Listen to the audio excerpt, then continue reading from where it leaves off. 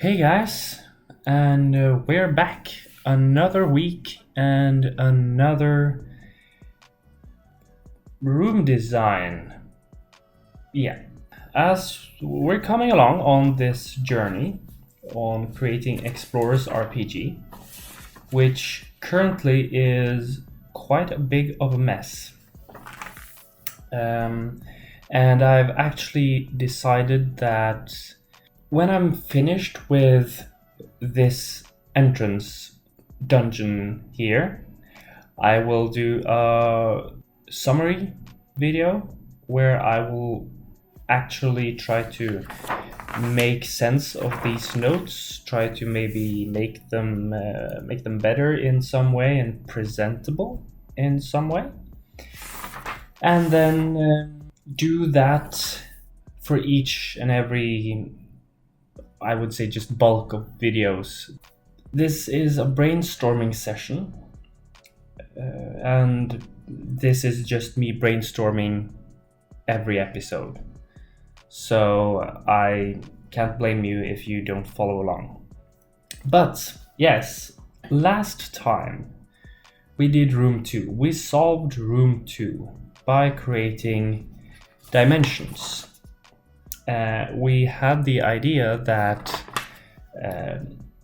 this castle uses dimensional doors or portals in some way, in many ways, in fact, to make their lives easier.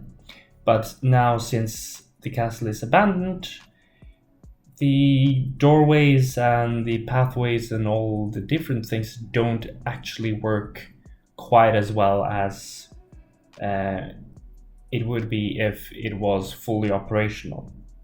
And so room 2 consists of this here zwinger, where you move along here and you notice that there are these portal holes into a different dimension that are just scattered around, and you don't know what to do with them until you go into room 2 or into one of these two towers, where you will find a dial, and when you turn around on this dial, these portals will focus in on one specific spot. If you turn around this dial, it will first focus around and enter somewhere around here, and that is, in the real world, that would be somewhere around here, a doorway here, which will lead you to this tower over here. But instead, if you also use the dial over here, which is probably knocked over or something, if you turn on this dial as well, then the portal will move over here. So that will lead you to entrance number 2, which is the real entrance. And so this here is therefore room 4, and this here is room 3 in our 5-room dungeon. So room 1, the Guardian, this is this. Here we have a gatehouse, which you get across, a simple entrance in the Guardian. Then room 2 is a puzzle room, which is again this room here, where you have to move these dials around in order to get the correct position. Room 3 is the trick or setback, which is again, if you move only this dial that is here, you will end up in room 3, which will be a trap room or a setback room. And then room 4, which will be the big conflict room, which will be here. So now, as you might have noticed in our room design, this is our specific room. we start at the entrance here. We move to the Zwinger, which, depending on how solved the dial puzzle is, if it's half solved, you will end up in room 3. But if it is fully solved, you will end up in room 4 and eventually in room 5. So today we're working on room 3 or 4. I'm still not certain yet of which one. But one thing that I came up with in this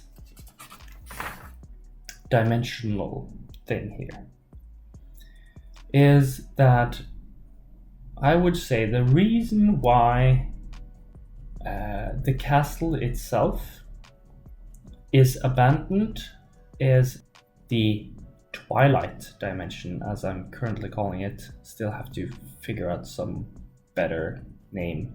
Maybe you guys have a better name, I don't know. But the twilight dimension is corrupted. That is what I'm going for. So the twilight dimension is corrupted, which means that for the player's sake, it means you can utilize the twilight dimension if you want to, but you also have the problem that while you're there, there's something negative going on. Maybe similar to when Frodo uses the ring. It has a good side because, well, he becomes invisible, but also Sauron sees him. So it has a negative consequence. And the same thing I want to do here, you can move around in a different space. You can utilize a different dimension, but maybe this is where the zombies come from. Maybe actually this corruption comes from the undead. And that maybe, actually I have an idea. Maybe if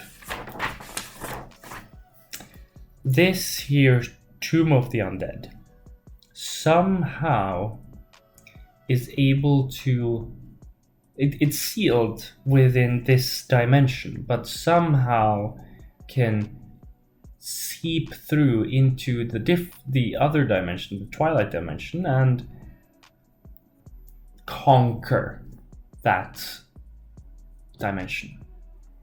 That's probably what I'm going to use. So the undead would say seeps in. Yeah, and that it's just slowly corrupting that area. So that means that the trap room will both be a trap which is designed by the castle architects themselves, but also a corrupted space. But also that room 4 can become a battle, in some say a big battle in some way, because maybe there's zombies trapped here inside this room, and then okay. So where do we start? Okay, let's go with the idea that these two rooms here has zombies. I'm not quite sure how I want to stat these zombies yet, but let's say that these two have zombies, and that's just because they're corrupted. But this here is a big battle, something that they can fight, but this is a trap. How about, okay, I have an idea. Let's say that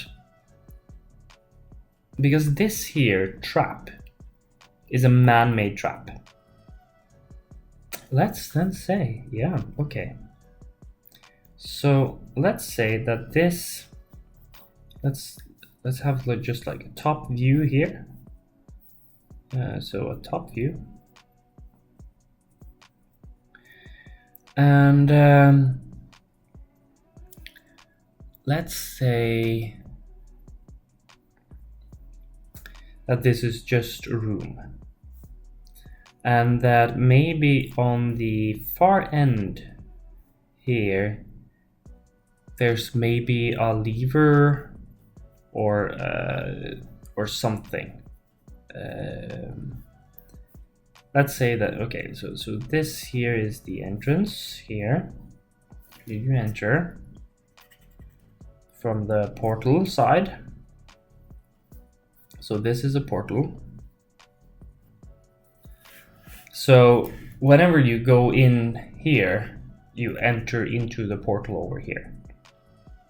And then you can see in one of the corners, or maybe in both of the corners, you will see that there's some lever or some winch or something that, well, maybe it does something. But also that you have another zombie here that is trapped because he's been... No, let's just say that he has a bunch of arrows in him. Or maybe, how do I think about flames? Actually, yeah, that's a very good idea. Let's say instead there's a zombie here. Super dead. Because how do I draw flames from top view? Okay, let's just say that I'll just draw him black, because then it's just like burnt like a crisp. So burnt zombie. Okay, so this burnt zombie here, you enter the portal, you see a burnt zombie, which is, I would say, such alive that it scares you slightly. Like, oh, it wiggles with its jaw or something simple. And then you say, well, this looks very similar to this gatehouse, where you have a winch and a burnt zombie, and the solution here is to just use this winch or that one and get to the other side. But the thing is that these two are rigged traps, and so whenever you turn around on these ones, then fire comes from above somehow. I'm not sure yet. Maybe like a fire bomb or something. Maybe because of old age, it doesn't function as effectively and won't right out kill you, but give you some time to evade or something. But here you have a winch, which is a trap trigger. Then from above, some fire thing just explodes. And so whenever you enter, you see, well, it's the same thing as this one. It mimics the same solution. There are many clues that will tell you that this is not the correct room, or that this is a trap room. So first of all, you have the exploration part where, well, maybe you should explore both rooms before you go in here and investigate. That's one red flag. Then you have the second red flag. This zombie is really burned, which means, and maybe if I also like make some burn marks around here, around the floor, then it's more obvious that maybe there's some burning things here. Then thirdly, it's this winch doesn't have a specific, you don't see where the winch is connected, or maybe it's a lever or something, but yeah. And then fourthly, if you look in the ceiling, you will see these holes. So let's say burnt zombie, burnt floor, winch, no obvious connection, and then lastly, holes in the ceiling. There's many clues that will say that this is a trap. And so if the trap is sprung, the players won't feel they won't feel betrayed or unjustified in any way, because, well, there were many clues that told you that this was a problem. And if they manage to figure out that this is a trap, then firstly they might be able to use these burning mechanism to their advantage, but also they can they feel smart for actually figuring out that this is a trap. So yeah. And actually, come to think of it, maybe if these zombies here, let's say that this room is similar, but you have this, so this is also a top view. So you have this portal here and another portal here, and then you can see that, yeah, this is a pathway. It's a straight path, but also maybe some zombies here. I don't think that I'll do that yet. I'll probably continue that next episode, because as I'm starting to work on this, I'm starting to figure out that I probably need to stat these zombies in some way. I need to sort of grasp what these zombies are and how they function. But okay, I got a good idea on how to create this room 3, this trap room. So I guess I'll call it for today, and see you guys next week for another episode of this fantastic role-playing game that somehow is going to work in the end. Okay, well, see you around, guys, and goodbye.